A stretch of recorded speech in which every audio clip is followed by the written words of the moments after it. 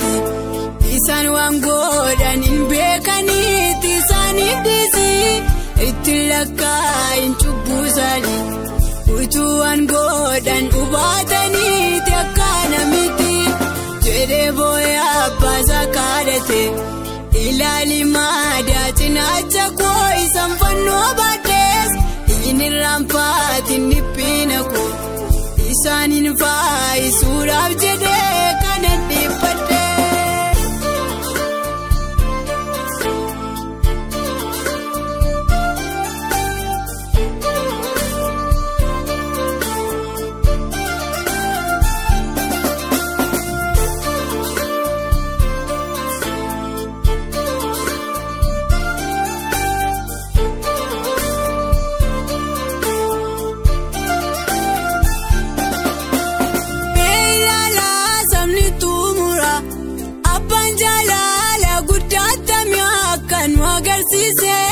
Ilma isaa dabarsee kennuudhaan isa waaqaaf lafa kana kan walitti araarse. Kanaafuu nuu ijoollee isaati yakka hundumaatti nuuf furee karaa dhiiga isaati. Aboo guddaa nu gonfachiise maqaa ulfina luboota mana mootummaati. Fannoon mallattoo dhiifamaati.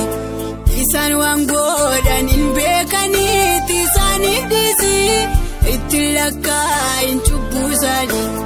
Utuu waan godhan hubataniiti akkana miti jedhee boo'ee abbaasaa kadhate. Ilaali maadaa cinaacha koo isaan fannoo baadhees inni raampaatiin dhiphina koo isaaniin faayisuudhaaf jedhee kana dhiphadhe.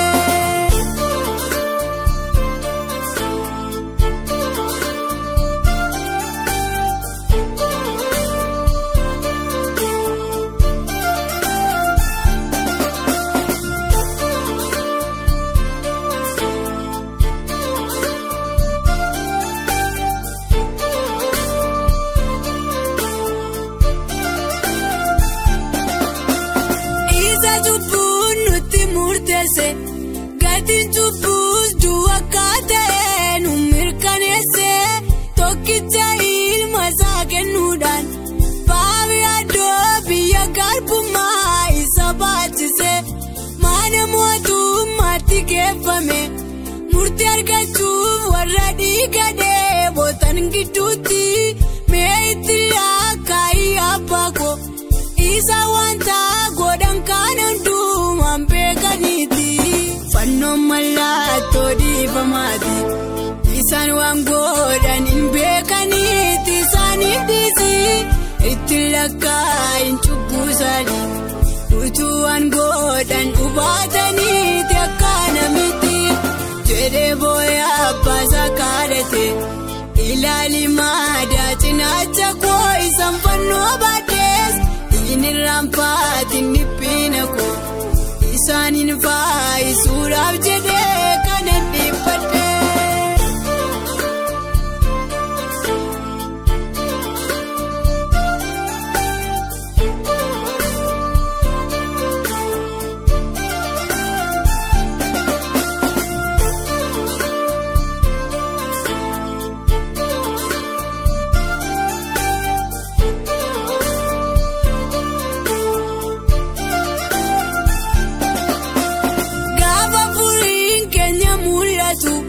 Namni hundumtuu miidhama samaa ni raanfata.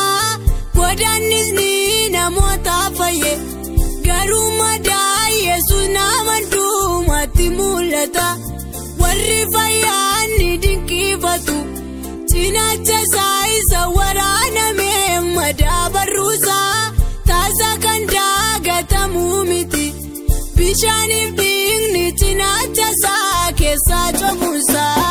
Fannoon mallattoo dhiifamaati. Isaan waan godhan hin beekaniiti isaaniif dhiisi itti lakkaa'in cubbuu isaanii. Utuu waan godhan hubataniiti akkana miti jedhee boo'ee abbaasaa kadhate. Ilaali maadaa cinaacha koo isaan fannoo baadhees nirraan faatiin dhiphina koo isaanin faayisuudhaaf jedhe.